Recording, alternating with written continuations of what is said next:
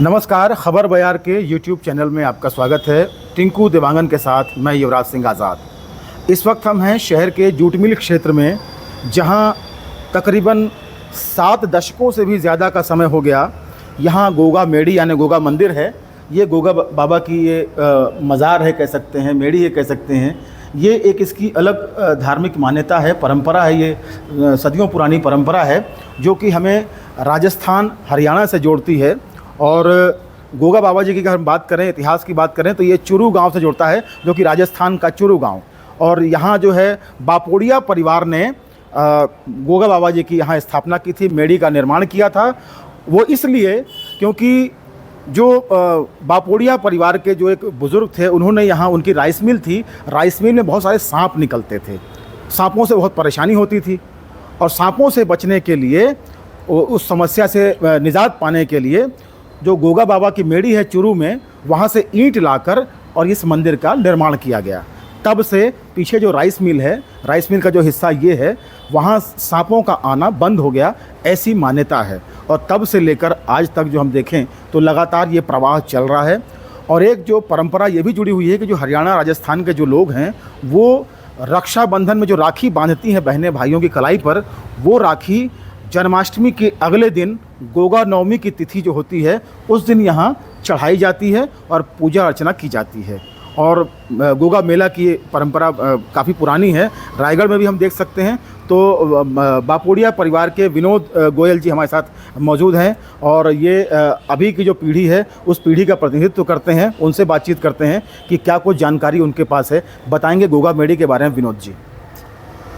मेरे परबाबा शिवकरण दास बापोड़िया, उन्होंने Goga rice mill की स्थापना की। तो सांप, आपने जैसे बताया है कि सांपों से बहुत परेशानी आती थी। तो हमारे हरियाणा और राजस्थान में ये मान्यता है कि जैसे कहीं सांप दिख जाए तो हम गोगा बाबा को प्रणाम करके याद कर लें और आँख खोलें तो सांप नदारत हो जाता है। तो उसी मान्यता को मानते हुए मेरे परबाबा ने जो है यहाँ गोगा मेड़ी से जो है ईंट लाकर यहाँ गोगा मेड़ी की स्थापना की थी। तो ये बताएंगे कि यहाँ जो गोगा मेले का स्वरूप जो होता है, लगभग साढ़े 7 दशक हो गए, 75 साल हो गए। तो यहाँ किस तरीके से स्वरूप शुरू में था और अब किस तरीके से आप देखते आ रहे हैं? अगर हम आपके बचपन की बात करें, आपके परिवार की बात करें, किस तरीके से गोगा नवमी का आयोजन किया जाता है मेले के रूप में और यहाँ पूजा पाठ के रूप में? भैया, उसको ऐसे समझना चाहिए कि जब यहाँ पे गोगा नवमी आती है, उससे पहले हम लोग करीब हमारे 1 महीना पहले हमारे परिवार के जो लोग हैं यहाँ लग जाते हैं। 1 महीना पहले से छड़ी बनाना, गोगा बाबा की साफ़ सफाई कराना, रंग रोगन कराना, सारी व्यवस्थाएं को दुरुस्त करना, लाइटिंग की व्यवस्था को दुरुस्त करना, ये सारा व्यवस्था करते हैं। जैसे मेरा भांजा खड़ा है बगल में, ये पूरे 1 महीना से अपना दुकान सब छोड़ के यहीं लगा हुआ है जी। तो उसी तरह से सारी व्यवस्था हम ओके करते हैं। स्वरूप में कोई बदलाव आया नहीं है, क्योंकि जो शुरू से परंपरा चली आ रही है, उसी परंपरा का निर्वहन हो रहा है। तो स्वरूप में किसी प्रकार का कोई बदलाव नहीं हुआ है। बस बाबा की सेवा जारी है और जारी रहेगी। तो ये बताएंगे कि इसमें इस साल क्या कुछ होने जा रहा है? क्योंकि कल अगर हम बात करें, मंगलवार को गोगा नवमी है। और किस तरीके से मेले में, अच्छा, यहाँ पर बच्चों का मुंडन भी होता है, ऐसा भी है? हाँ, कई परिवार जिनका मुंडन गोगा मेड़ी में होता है, वो अब जैसे गोगा मेड़ी नहीं जाके यहाँ भी मुंडन करा लेते हैं। और कल की तैयारी ऐसा है कि कल सवेरे से ही जो है गोगा बाबा का मेले में लोग आएंगे, राखी चढ़ाएंगे, पूड़ा बनता है वो चढ़ाएंगे। जो अलग अलग परिवार की अलग अलग मान्यताएं हैं, उस मान्यताओं को पूरी करेंगे। हम यहाँ व्यवस्था दुरुस्त करके रखेंगे ताकि किसी को किसी प्रकार की परेशानी ना हो।